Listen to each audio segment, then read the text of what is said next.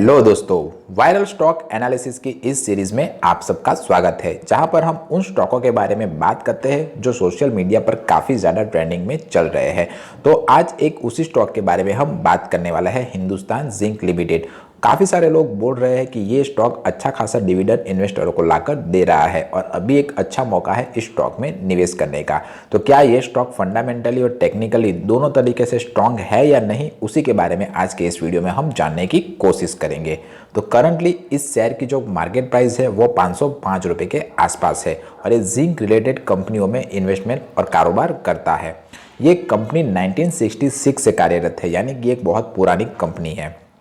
इसका market cap around 2,13,210 के आसपास है, यानी कि अगर आपको ये कंपनी अगर खरीदनी हो या ऐसी ही हिंदुस्तान जिंक लिमिटेड जैसी दूसरी कंपनी को बनानी हो तो आपको 2,13,210 करोड़ का मार्केट कैपिटलाइजेशन चाहिए। करंट प्राइस इसकी 505 रुपये की चल रही है। इसने हाई 808 रुपये का लगाया हुआ था और लो इसने 285 रुपये का लगाया हुआ है इस साल में। इस स्टॉक का पी 24.2 है, यानी कि कंपनी के 1 रुपये का सामने 1 रुपये कमाने के लिए लोग उसके सामने 24 रुपीज़ देने के लिए भी तैयार है, यानी कि इसका पी बाई रेशो थोड़ा हाई है मेरे हिसाब से। बुक वैल्यू इसकी 18.1 है। डिविडेंड यील्ड ये इन्वेस्टरों को 5.75% का डिविडेंड यील्ड हर साल देता है। आरओसी यानी कि रिटर्न ऑन कैपिटल एम्प्लॉयड इसका 46.2% है, जबकि रिटर्न ऑन इक्विटी इसका आरओई 55.2 है और फेस वैल्यू इसकी 2% के आसपास है। कंपनी की कुछ अच्छी बात करें तो इसने 3 साल में अच्छा खासा आरओई अपने इन्वेस्टरों को लाकर दिया हुआ है और इसने अराउंड 151% का हेल्दी डिविडेंड पे आउट अब तक अपने इन्वेस्टरों को लाकर दिया हुआ है। पर इसकी कुछ बुरी बात करें इस कंपनी की तो इसकी जो स्टॉक की प्राइस है वो बहुत ही हाई चल रही है। सेल्स ग्रोथ भी पिछले 5 सालों में घटा है और प्रमोटर ने अपने 99% शेयर को प्लेस किया हुआ, यानी कि गिरवी रखा है, जो बहुत बड़ी दिक्कत की बात है। इसकी जो कॉम्पिटिटर कंपनी है उसमें हिंदुस्तान कॉपर, ग्रेविटा इंडिया, प्रैक wires, Shivalik bimetal, Ram Ratan wires, Pondy oxide जैसी कंपनियां इसकी कॉम्पिटिटर कंपनियों में आती है। क्वार्टरली रिजल्ट देखें तो इसने जून 2024 में 8,130 करोड़ रुपीस की सेल्स की थी, जो बढ़कर 8,242 करोड़ के आसपास हो गई है। एक्सपेंसेस भी पिछले क्वार्टर में 4,179 करोड़ के आसपास थी, जो घटकर 4,138 करोड़ के आसपास हो गई। ऑपरेटिंग प्रॉफिट भी इसका बड़ा है, अराउंड 1,000 करोड़ के आसपास। तो अभी तो ये कंपनी ग्रो कर रही है।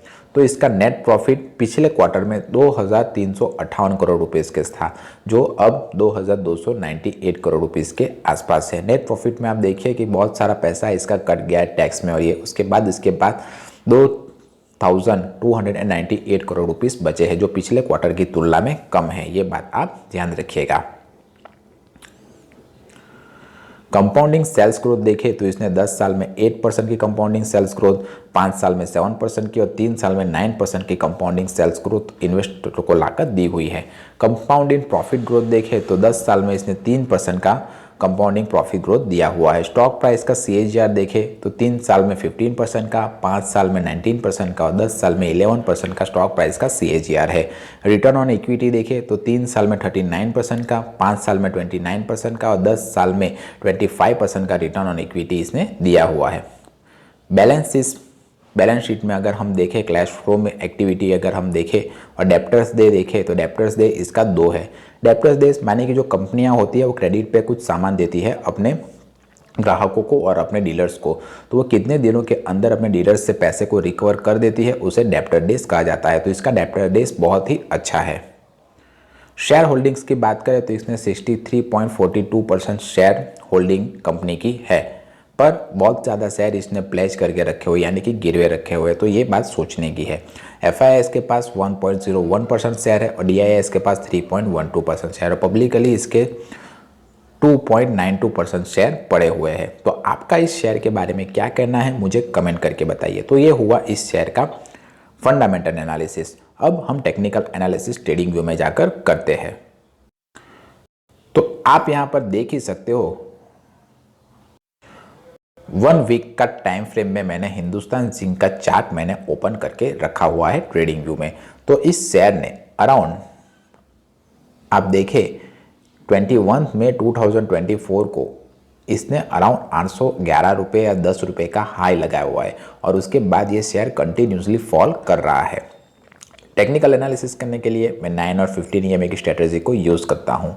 अगर कोई शेयर 9 और 15 EMA के नीचे ट्रेड कर रहा हो तो उसे एक बेरिश शेयर माना जाना चाहिए, और अगर कोई शेयर 9 और 15 EMA के ऊपर ट्रेड कर रहा हो तो उसे एक बुलिश शेयर में मानता हूँ।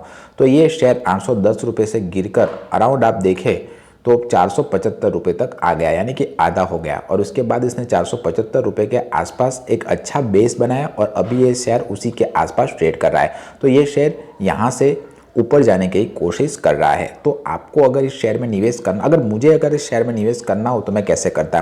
तो अगर मैं मान लो कि इसे 505 रुपये पर अभी खरीदता हूँ तो मैं जो स्टॉप लॉस रखता वो अराउंड 472 रुपये का रखता। फर्स्ट टारगेट जो मैं रखता वो अराउंड 567 रुपये का रखता। सेकंड टारगेट जो मैं रखता वो अराउंड 664 का रखता। उसके बाद का जो टारगेट रखता मैं वो 746 का रखता, और ऐसे करके मैं अपने ट्रेलिंग स्टॉप लॉस के ऊपर लेता जाता। ये मेरी एनालिसिस है। आपका क्या कहना है इसके बारे में मुझे आप कमेंट करके बता सकते हो। अगर आप मुझसे अपनी इन्वेस्टमेंट चालू करवाना चाहते हो तो बेझिझक आप मुझसे कमेंट बॉक्स में कांटेक्ट कर सकते हो। मैं आपकी इन्वेस्टमेंट एनजे के थ्रू करवा दूंगा, क्योंकि मैं एक रजिस्टर्ड म्यूचुअल फंड डिस्ट्रीब्यूटर हूँ। वीडियो पसंद आया हो, इन्फॉर्मेटिव लगा हो, या तो फिर वीडियो में कुछ आपको सुधार देखना चाहते हो तो आप मुझसे कॉन्टैक्ट कर सकते हो या फिर कमेंट कर सकते हो। मिलते हैं अगले वीडियो में, तब तक के लिए बाय बाय।